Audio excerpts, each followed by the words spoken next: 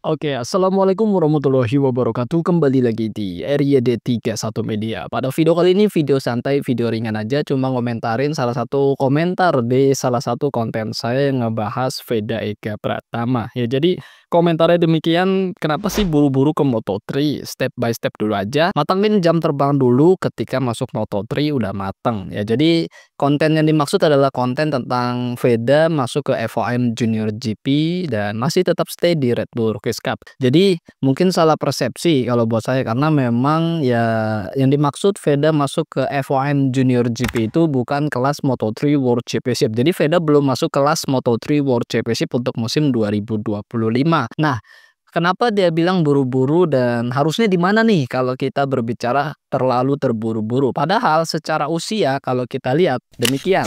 Veda kelahiran 23 November 2008. Artinya dari Januari hingga November 2025 sebelum tanggal 23 itu ya Veda masih berusia 16 tahun. Dengan usia demikian sudah kita sering bahas bahwa kelas yang paling cocok dengan skill, talenta dan umurnya adalah FOM Junior GP karena memang batas minimalnya adalah kelas FOM Junior GP yang dimana motornya sendiri adalah motor yang bisa kita katakan hampir serupa dengan kelas Moto3 World Championship, hanya berbeda generasi updateannya aja ya. Jadi bukan motor yang terbaru dari kelas Moto3, ada pabrikan Honda, ada KTM juga, termasuk ya turunan dari KTM seperti Gasgas, Husqvarna. Tapi nggak tahu deh 2025 apakah masih ada brand itu karena memang kita udah bahas tentang KTM yang lagi masa-masa kesulitan atau dalam masa kebangkrutan. Dan kalau kita berbicara 16 tahun sudah cocok masuk kelas FOM Junior GP, sebenarnya itu nggak terburu-buru juga karena memang ini batas minimal. Terus mau kapan masuk FOM Junior GP? Sedangkan generasi anak-anak Eropa, anak-anak dunia itu usia demikian memang sudah cukup itu masuk ke kelas FOM Junior GP untuk berlatih, bertarung bersama lawan-lawan dari seluruh dunia dengan kompetisi yang hampir menyerupai dengan kelas Moto3 World Championship Grand Prix.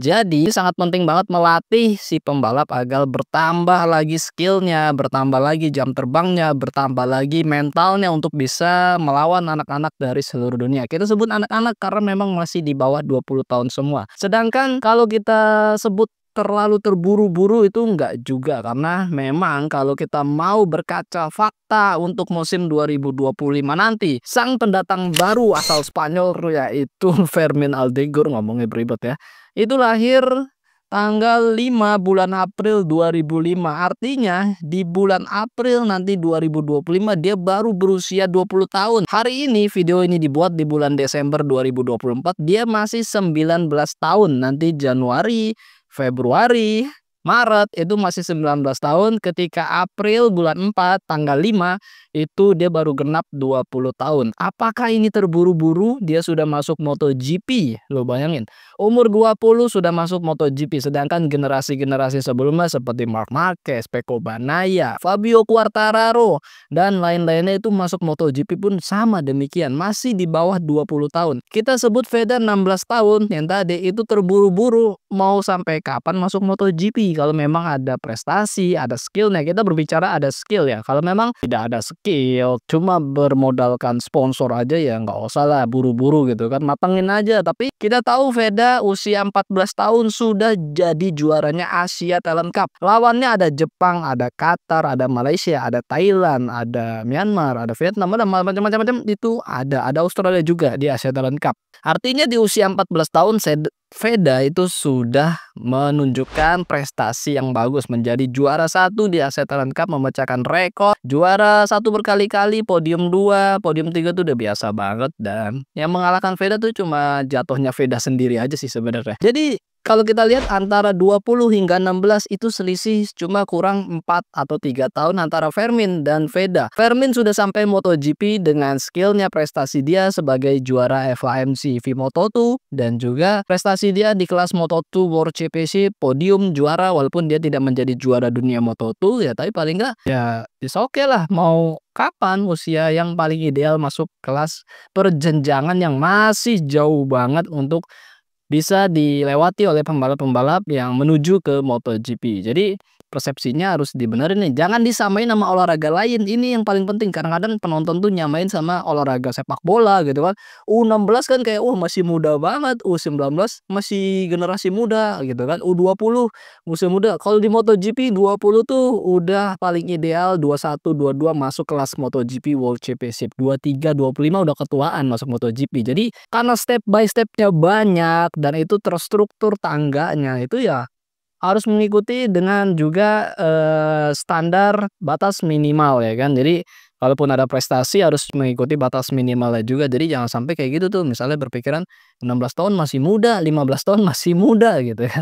Jangan sampai salah, nanti ketuaan di MotoGP juga nggak bisa, nggak laku juga gitu, Bre. Oke, Bre. Mungkin video gini aja yang mungkin saya pengen nge-reply komennya, tapi takutnya salah salah apa ya, salah tanggap lah apa, atau tersinggung dibilang saya nggak bisa menerima pendapat lain, padahal sih mendingan jadiin video aja kan, karena bakal lebih panjang, bakal dijelasin lebih jelas lagi, lebih panjang, dan mungkin bisa ditonton oleh orang lain agar lebih paham lagi bahwa ternyata usia sepeda ini sebenarnya nggak terlalu cepat juga, terburu-buru nggak juga. Nah, masuk ke F1 Junior GP emang usia segitu yang masuk usia usia 16 karena minimal 16 untuk bisa ikut kelas F1 Junior GP Moto3. Kalau Red Bull Rookies Cup kemarin kan 2024 minimal banget itu 15 tahun untuk mengikuti kelas tersebut dan Veda sudah masuk usianya baru dia bisa ikut gitu loh, Bre.